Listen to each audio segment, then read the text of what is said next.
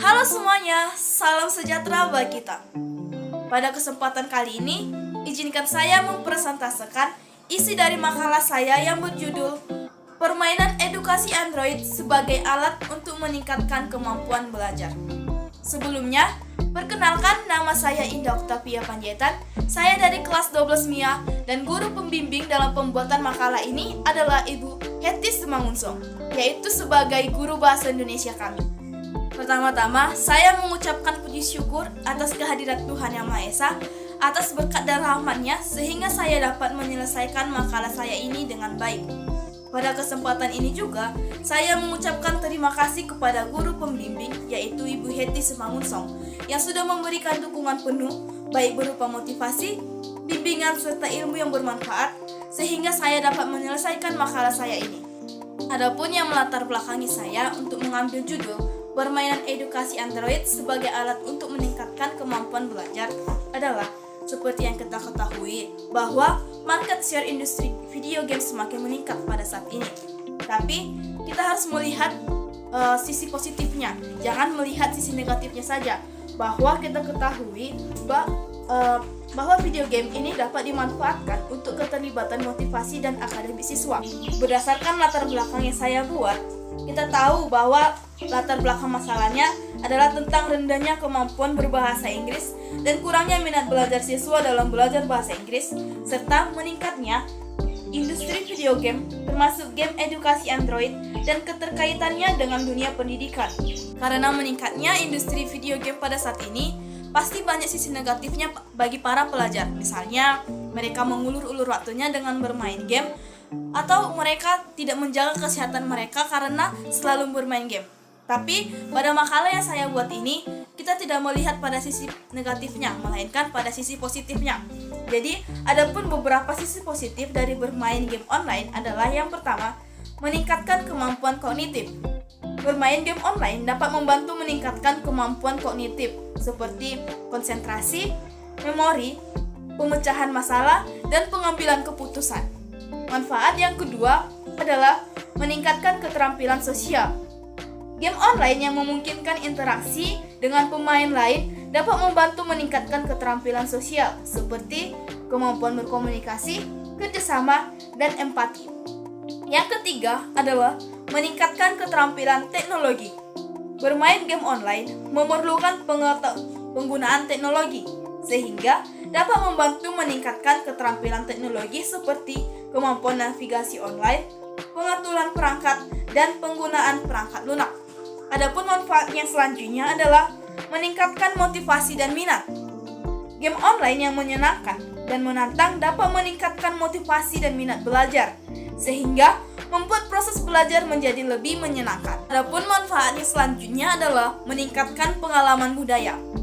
Game online juga dapat membantu pemain untuk meningkatkan pengalaman budaya yang berbeda, karena pemain dapat berinteraksi dengan pemain dari berbagai negara yang berbeda budayanya. Manfaat selanjutnya adalah meningkatkan kreativitas. Bermain game online yang menuntut kreativitas dapat membantu meningkatkan kemampuan berpikir kreatif dan mengekspresikan ide-ide dengan cara yang baru dan inovatif. Dan ada banyak lagi manfaat-manfaat dari game online tersebut. Dengan kita ketahui dampak positif dari game online tadi, itu dapat meningkatkan kemampuan atau prestasi belajar para siswa. Jadi sebelumnya kita harus tahu apa itu sebenarnya prestasi belajar. Jadi prestasi belajar adalah kemampuan yang dicapai atau ditunjukkan oleh peserta didik sebagai hasil belajarnya yang diperoleh melalui pengalaman dan latihan. Dan prestasi belajar ini dibedakan menjadi dua faktor, yaitu faktor internal dan faktor eksternal. Adapun faktor internal yaitu faktor yang berasal dari jasmani atau psikologi siswa tersebut. Sedangkan faktor eksternal adalah faktor yang berasal dari luar pribadi peserta didik, seperti lingkungan keluarga, sekolah, dan lingkungan masyarakat. Adapun faktor internal prestasi belajar itu mencakup jasmani dan psikologi. Jasmani ini mencakup kesehatan dan keadaan fisik. Psikologi mencakup inteligensi, perhatian, minat dan bakat, motivasi, kematangan, serta persiapan. Adapun faktor eksternalnya yaitu yang pertama lingkungan keluarga.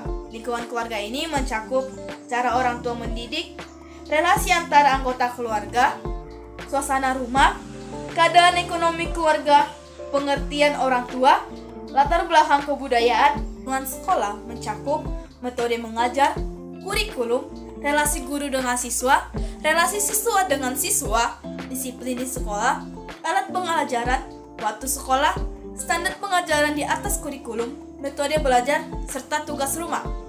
Adapun faktor dalam lingkungan masyarakat, yaitu mencakup kegiatan dalam bermasyarakat, media massa, teman bermain, serta bentuk kehidupan bermasyarakat. Selanjutnya adalah minat belajar. Untuk mencapai siswa yang berprestasi, kita perlu dalam meningkatkan minat belajar.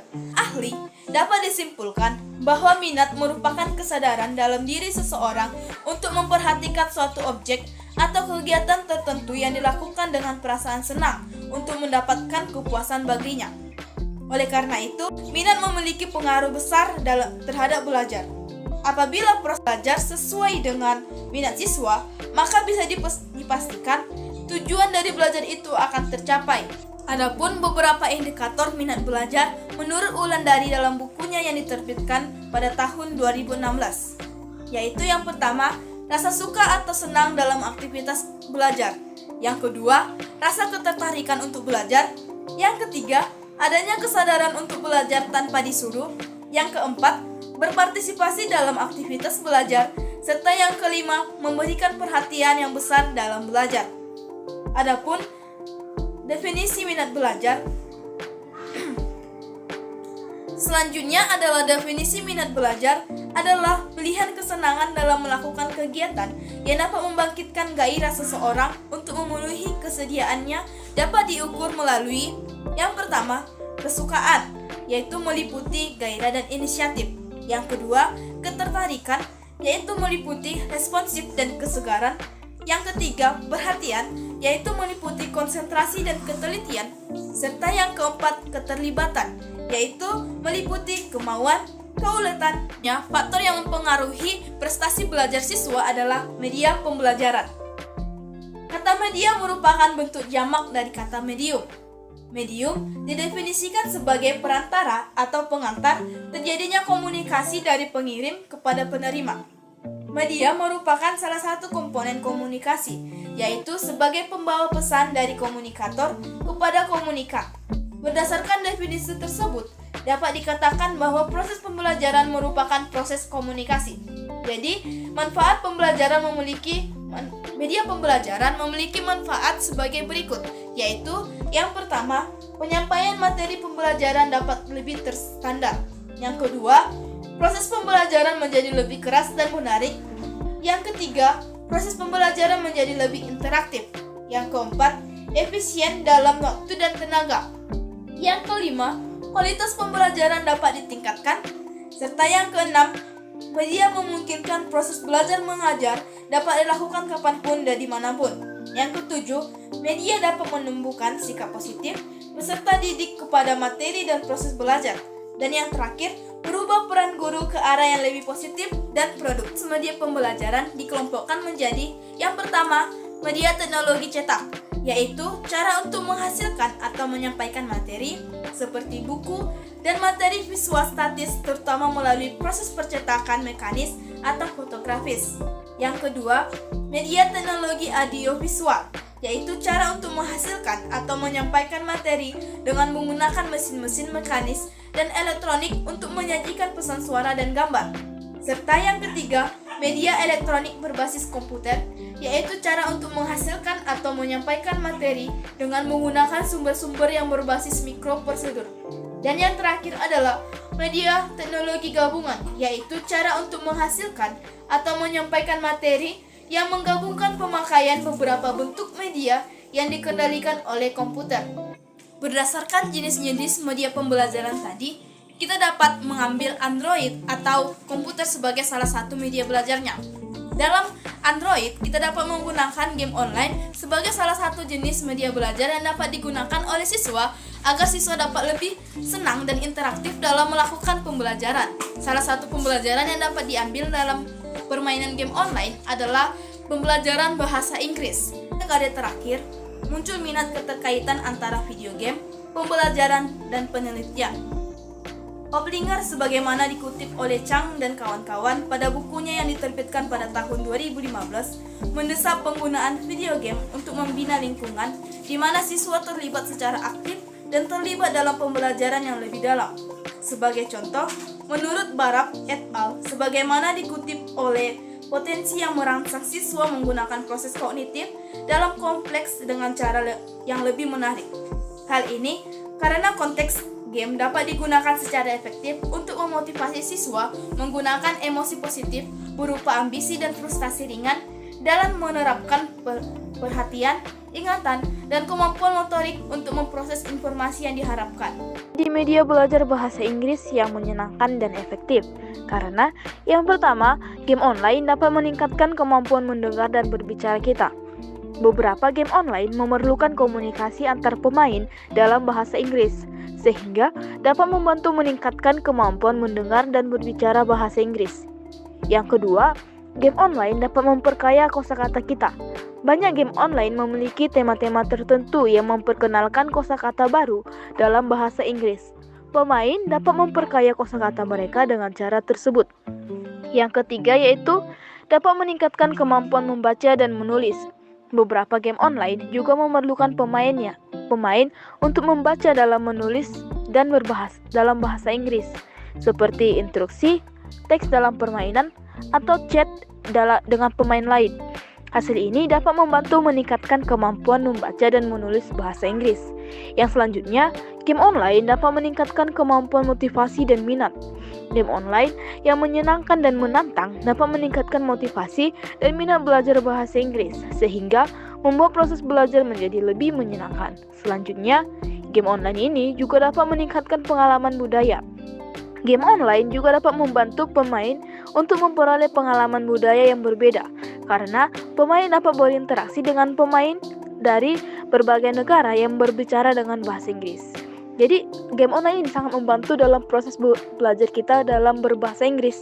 Namun, untuk teman-teman semuanya, penting untuk diingat bahwa game online juga sebaiknya tidak menjadi satu-satunya sumber pembelajaran bahasa Inggris kita, karena terdapat banyak aspek bahasa Inggris yang tidak dapat dipelajari melalui game. Dan kita juga penting untuk mengingat bahwa terlalu banyak bermain game online dapat menjadi kontraproduktif dan mengganggu waktu belajar dan produktivitas kita. Oleh karena itu, untuk teman-teman semua, sebaiknya bermain game online dilakukan secara seimbang dengan kegiatan lainnya yang bermanfaat bagi kesehatan dan pembelajaran. Kesimpulan yang dapat saya tarik dari makalah saya ini adalah yang pertama, game edukasi Android telah dihasilkan melalui tahapan-tahapan dalam pengembangan media dan layak digunakan sebagai alternatif media pembelajaran dengan beberapa perbaikan. Adapun kesimpulan yang kedua adalah minat belajar siswa dengan menggunakan game edukasi Android sangat tinggi, sehingga kita dapat menggunakan game edukasi Android ini sebagai media pembelajaran kita. Jadi, demikian presentasi saya. Jika ada kesalahan, tolong dimaklumi. Semoga presentasi yang saya sampaikan dapat bermanfaat bagi kita semua. Terima kasih.